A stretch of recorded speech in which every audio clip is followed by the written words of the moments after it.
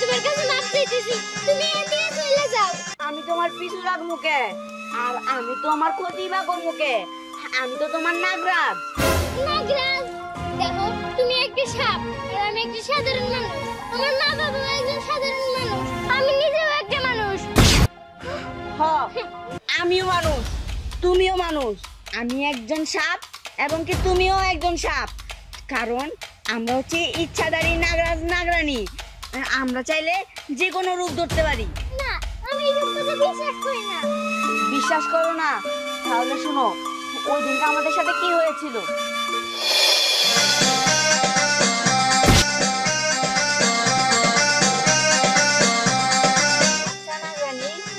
যখনই এই লোক সমাজে আসো, তখনই কেন মানুষের মতো ড্রেস পরা আমাকে নিয়ে আসো? আমাদের রাজ্যে তো অনেক সুন্দর সুন্দর ড্রেস আছে, ওগুলো পরে আসলে কি হবে? দেখো, আমরা যদি আমাদের ড্রেস পরে এই মানব রাজ্যে আসি, তাহলে মানবরা আমাদের খুব সহজেই চিনে যাবে যে আমরা নাগনাগিন। আমাদের শক্তিও নিয়ে নিতে পারে, আমাদের মেরেও ফেলতে পারে। সাধারণ ড্রেস পরে আসলে আমরা তাদের সাথে মিশতেও পারবো, তারা আমাদের চিনবে না আর আমাদের কোনো ক্ষতিও করবে না। নাগরানী, তুমি কোনো চিন্তা করো না। দরকার পড়লে আমি আমার জীবনের বিনিময়ে তোমারে আগলায় রাখবো। আমি তোমার কোনো ক্ষতি হইতে দিব না।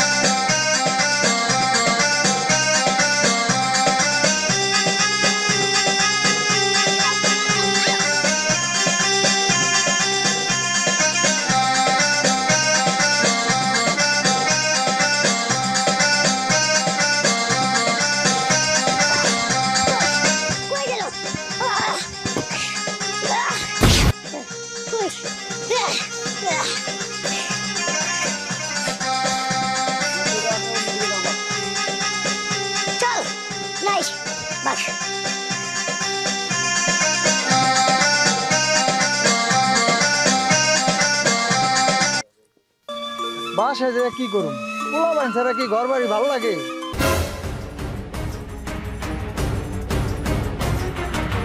মামুনি,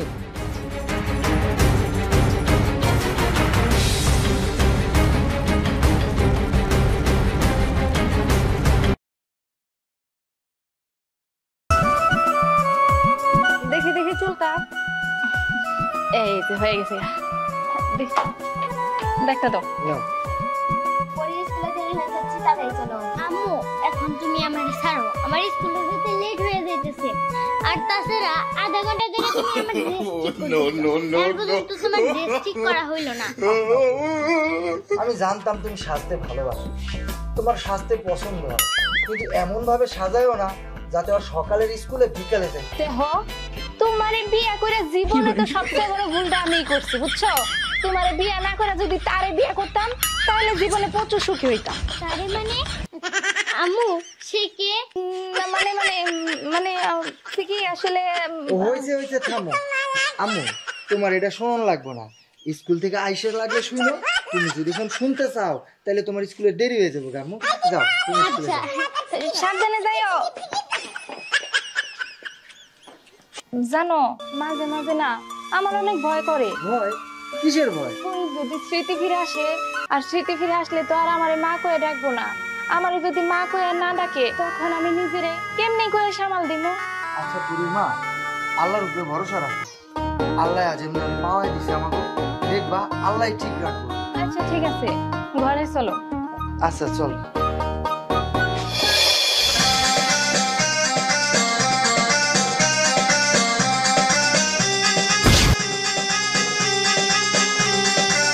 এই যে দাঁড়ান, একটা কথা বলবো। কি বলেন?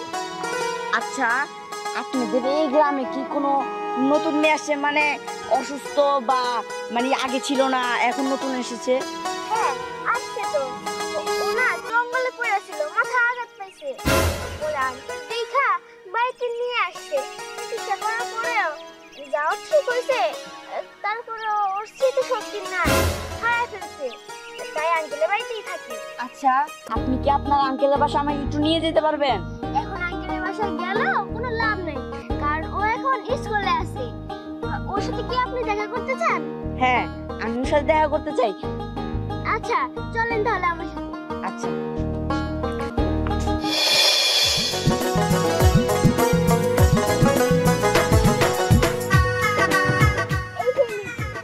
ও, আপনারা দয়া করে একটু যান, ওনার সাথে আমার কিছু কথা আছে।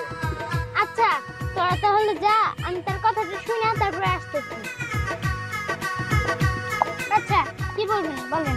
নাগরানি, তুমি এখনো বাচ্চা আছো, আমার বিশ্বাস হইতাছে না। আচ্ছা, তোমার কোনো ক্ষতি হয় নাই তো? আপনি এখানে কি বলতেছেন? আমি কিসের নাগরানি? আর আমি বেঁচে আছি মানে? না, তুমি নাগরানি না আমি পড়ি, আমি কোনো নাগরানি টাগরানি না। না, তুমি নাগরানি আমি বলতেছি তো আমি পড়ি, আমি নাগরানি না। না, তুমি নাগরানি আমি পড়ি।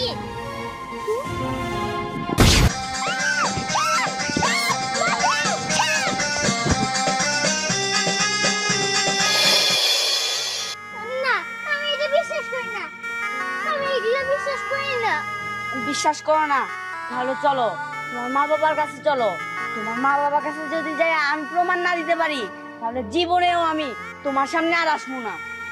আচ্ছা ঠিক আছে, তাহলে চলো। চলো।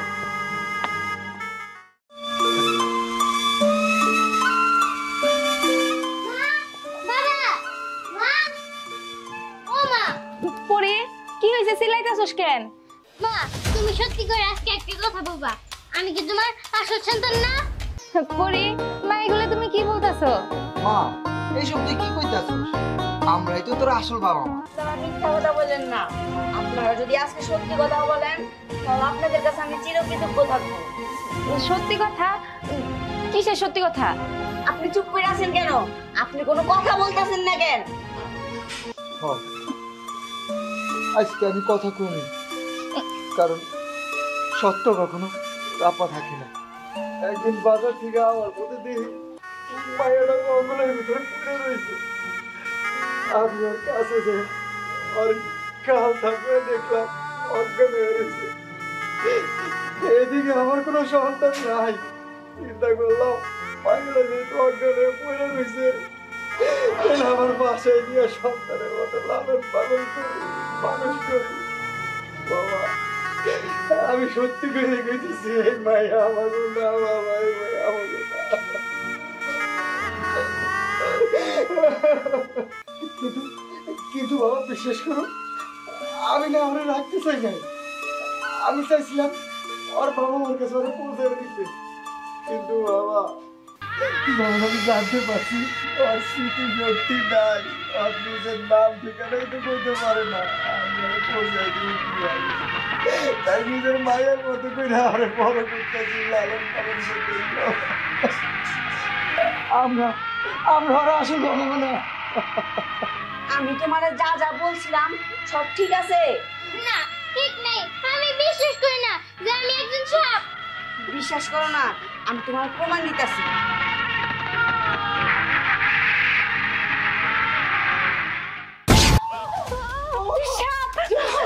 আপনারা ভয় পেয়েন না, ভয় পেয়েন না। আরে আপনারা ভয় পেয়েন না, আমরা তো ওরে প্রমাণ দেওয়ার লাগা সাপ হইছি। পরি, না না, আমি ওর কাছে যাবো না, ও তো একটা সাপ, ও যদি আমার কামড় দিয়ে মাইরে ফেলায়। মা, তুমি ভয় পেও না, আর তুমি এতদিন আমার লালন পালন করছো, আমি তোমার কেমনে কামড় দেব? আপনারও কখনোই কামড় দিব না, আপনি ভয় পেয়েন না। তাহলে আমরা এখন যাই। না, আমি আমার বাবা মাকে ছেড়ে কোথাও যাব না, আমি আমার বাবা মার সাথে থাকতে চাই। আর যদি তোমার বেশি ইচ্ছে হয় যে এখান থেকে তুমি চলে যাবে, তাহলে তুমি এখান থেকে চলে যেতে পারো। না, আমি আমার প্রথম ভালোবাসা ছাইরা কোথাও যাবো না, দরকার হইলে আমি আমার জীবন দিয়ে দেবো। বাবা, এটা যেহেতু তোমাদের প্রথম ভালোবাসা, আমি চাই আমার মাধ্যমে এটাই তোমাদের শেষ ভালোবাসা হোক। তোমরা সারা জীবন একসাথে থাকবা আর আমার এই বাড়িতেই থাকবা। বাবারে, এই দুনিয়ার মানুষ না বড়ই শান্ত, খুব লোভ, এভাবে সাপ। এটা যদি জানতে পারে তাইলে তো করে মাইরা ফেলাই, নাইলে তো যে ধন সম্পদ আছে সব ছিনিয়ে নিয়ে যাবে। তাই কইছিলাম কি আমার সাবধানে থাকো, কেউ জানি বিষয়টা বুঝতে না পারে। না না বাবা, কেউ বুঝতে পারবো না, আমরা সতর্ক হয়ে থাকবো। হ্যাঁ, আরে ভয় পেও না, আমরা তো এমনি তোমাদের সাথে মজা করলাম।